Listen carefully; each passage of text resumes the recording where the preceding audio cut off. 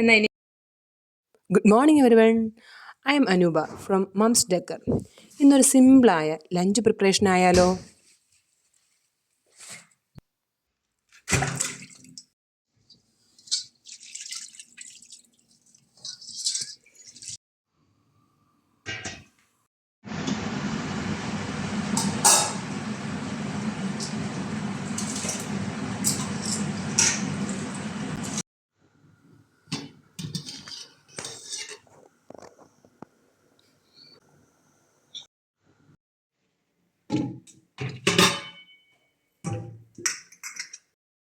മീനെല്ലാം ഞാൻ വെള്ളത്തിൽ ഇട്ട് വെച്ചിട്ടുണ്ട്. അത് സെറ്റ് ആവുന്നത് നമുക്ക് ടൈമുണ്ട്. അവിയലിൻ്റെ കഷ്ണങ്ങൾക്ക് അരിഞ്ഞു വെക്കാം.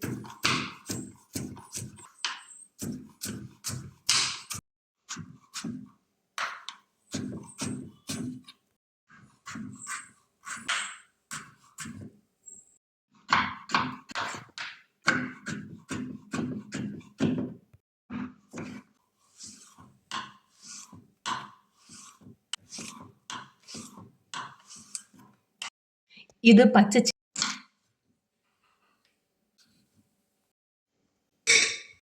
കഴുകിയ കഷ്ണങ്ങളെല്ലാം നമുക്ക് കുക്കറിലോട്ട് ഇടാം. ഒരു വിസിൽ വരെ നമുക്ക് വെയിറ്റ് ചെയ്യാം.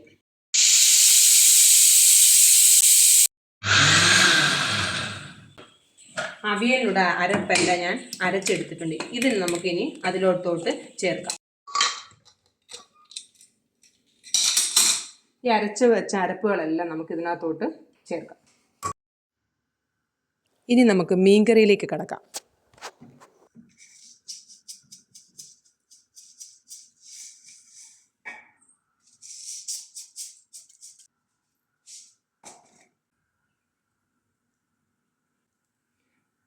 കടുക് പൊട്ടി തുടങ്ങി. നമുക്കിനി മീനിലോട്ടുള്ള അരപ്പ് ഒഴിക്കാം.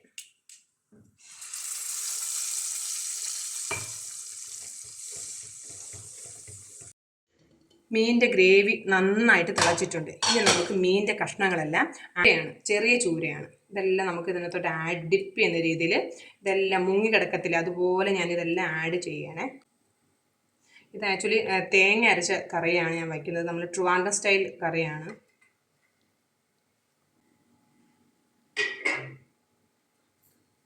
ഞാൻ ഈ മീൻ കഷ്ണങ്ങളെല്ലാം നന്നായിട്ട് ഡിപ്പ് ചെയ്ത് വെക്കണേ. അതിനുശേഷം കുറച്ച് കറിവേപ്പില ചേർത്ത് നമുക്കിതിനെ കുറച്ച് നേരം അടച്ചു വെച്ച് വേവിക്കാം. മീൻകറി എല്ലാം നന്നായിട്ട് തിളച്ച് വെന്ത് വന്നിട്ടുണ്ട്. ഇനി നമുക്ക് കുറച്ച് കറിവേപ്പില ചേർത്ത് അടച്ചു വയ്ക്കാം. ലഞ്ച് പ്രിപ്പറേഷൻ എല്ലാം കഴിഞ്ഞു. ഇനി എല്ലായിടത്തും ഒന്ന് ക്ലീൻ ചെയ്തതിന് ശേഷം ഞാൻ കറികളെല്ലാം നിങ്ങൾക്ക് കാണിച്ചു തരാം. അങ്ങനെ കറികളെല്ലാം റെഡിയായി. തേങ്ങ അരച്ച ചൂരക്കറി, അവിയൽ, കുറച്ച് മോരുകറി. എൻ്റെ ഹസ്ബൻഡ് എപ്പോഴും പറയും ഞാൻ വയ്ക്കുന്ന കറികളെല്ലാം കാണാൻ നല്ല ഭംഗിയാണ്, ബാക്കി ടേസ്റ്റിൻ്റെ കാര്യം കഴിച്ച് നോക്കിയാലേ പറയാൻ പറ്റുള്ളൂ. എന്നാലും ടേസ്റ്റ് കുറവായാലും ഹസ്ബൻഡും മക്കളും ഞാൻ ഉണ്ടാക്കിയ എല്ലാ വസ്തുക്കളും കഴിക്കാറുണ്ട്. എന്നാൽ ഇനി ഞങ്ങൾ കഴിച്ചിട്ട് വരാമേ. നല്ല ചൂടുള്ള മട്ടരിച്ചോറ്, മോരുകറി,